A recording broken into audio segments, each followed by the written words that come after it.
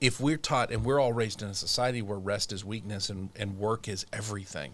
Well, if you're raised in that, you're going to get a lot of value from work. You're going to, even as you're burning out and feeling terrible, something inside you is still addicted to the hit of work.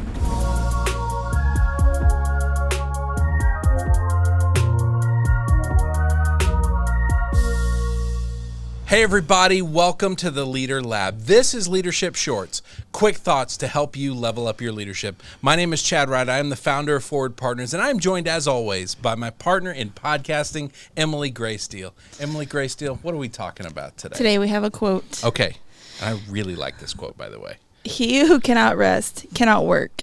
Yep. You got this. He who cannot rest cannot work. He who cannot let go cannot hold on. He who cannot find footing cannot go forward. Said by Emerson Fosdick. This is so interesting because I think what I love about this is the contradictions. Like we really want to work, but in order to work, we actually have to rest. Yeah. We really, really want to hold on to things tighter. But in order to do that, we got to kind of let go, right? And the last one's what I love. If you cannot find your footing, you cannot go forward.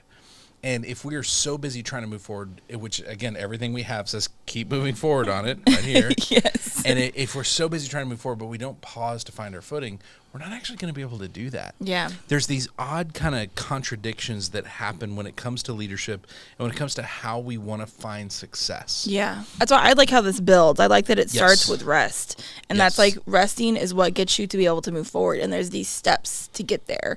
Like it's not that rest is like nothing. It's what starts it. It's that foundation of it. Yes, it's these hard contradictions that are, it's foundational, like you said, right? Like if we want to take action and we want to really get a lot of things done, we actually need to stop and plan first. Right. We need to slow down a little, find our footing, then move forward. It's not actually just go. Yeah, it's really not. And that's the hard part about this is we think it is because it's easy to be in that mode. It is so easy. And yet it's finding the ability to, I don't know if balance these contradictions is right, but live in the middle, live in the tension of it, I think is what it is, Yeah, right? I agree. There is a middle tension of I need to be resting and I also need to be working. And so I'm going to find that tension point and where it needs to be in order to be able to do the things I want. And I think this is honestly, this is just occurring to me, but I think this is where sustainability comes in. Where does that tension point need to be right now in order to be sustainable? The tension between action of moving forward and the finding your footing, the planning. Where does that tension point need to be? Now, I'll tell you historically, I veer too hard into the planning side. I would love if we could just spend every day planning and no days doing. Yeah. That would make That would so drive me happy. insane. That would drive you nuts. I wouldn't right? be able to do You it. want to take action. You want to go. You want to see progress. Yeah, I like the idea of planning so that I have a plan to work on. Yes. But like then also I'm ready to go do that. then. Absolutely. And so it really is finding, based on sustainability, finding that tension point. Okay, if we're going to function sustainably, we can't be all action. We also can't be all planning. Right. And in different seasons, that tension point is going to be in a different spot. That middle ground is actually not directly in the middle. It's going to be moved back and forth based on what we're in the middle of, right? I think there's been, as I think about the rhythms of our business, there's been years that were far more planning, far more building structure, laying foundation. And then you look up the next year and it's like, go, action, because we did the planning. Yeah, right? This isn't like all happening within a week. I mean, maybe it could, but like this is like a slower thing. I think it applies to both long-term and short-term things. Yeah. Even in thinking about your day. Again, we talk about all the time, you got to choose the version of you that's going to show up and lead. And so if I wake up in the morning, feet hit the ground, immediately in action mode. Yep. There is no stopping to find my footing, stopping to figure out which version of me is going to show up. Those actions are not always going to be good. Right. And so we need to be cognizant of that and find where that tension point is, both in those short-term and, you're right, long-term things as well. I mean, that's what we talk about, how you should have like daily rest, weekly rest, and then like the quarterly There's different rhythms, absolutely, to get to that long-term point. And I think that this is so interesting because we get locked in often one mode or the other. If we cannot rest, we cannot. Well, whatever is easiest for our brain to do.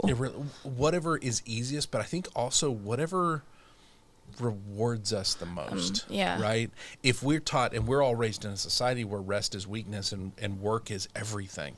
Well, if you're raised in that, you're going to get a lot of value from work. You're going to, even as you're burning out and feeling terrible, something inside you is still addicted to the hit of work. Right. Well, I really like to reframe rest as that it is productive, because I think a lot of us just think that it's not productive, and that production is really comes from that action of doing something. That's it. And so then we think, oh, well, rest is not. That's it. And then I also like to we reframe rest to where it's not doing nothing, right? Yes. It's not just laying down, being still, or going to sleep. Yes. That there is just a productive way to restore yourself and give energy back. Yes, it's active, it's an investment, and it allows us to then move forward in a healthier way. Right. And so it is the finding the footing, it's the finding the rest so we can work, we can move forward. I love that idea of discovering those tension points in these very contradictory things. And so much of leadership is based on this very idea. I love this quote. This actually came from Emily Crawford, city manager in Brownwood. She discovered this right before she and I gave a talk together, and we made it one of our slides. Actually, you designed it. Yeah. And so also Emily Crawford, by the way, if you're watching Leader Lab, we have another show called Leading Thriving Cities, focused on leadership and public service. And Emily is one of our guests. Phenomenal interview. So we'll link to that as well, since she's the one that brought us this quote. So leaders, let's talk next steps. You really do have to find that tension point between two contradicting ideas.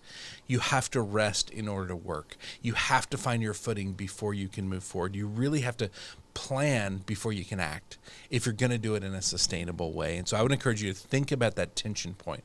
Where is it at, and is it set to the right spot? Are you in the right mode to be able to balance these contradictions, to find that healthy tension point, to be able to move forward in a healthy, sustainable way? I love quotes like this. Where can people send us quotes or ideas if they want us to dive into them? lab@forwardpartners.net. lab@forwardpartners.net. If they want to find us online, we're on LinkedIn, Facebook, Instagram. We put out content all the time about leadership. Where do they find that? @forwardpartner. @forwardpartner on those platforms. Thank you so much for co-hosting. We're having a blast right now. John, thank you for producing. And John, thank you for being very patient with us today. This is like our fourth take on this episode because we got the giggles. Thank you, John. Thank you so much for watching. Thank you for listening. It means the world to us. We love you deeply. We want to serve you. So please share this with fellow leaders. We will see you next time right here in the Leader Lab for Leadership Shorts.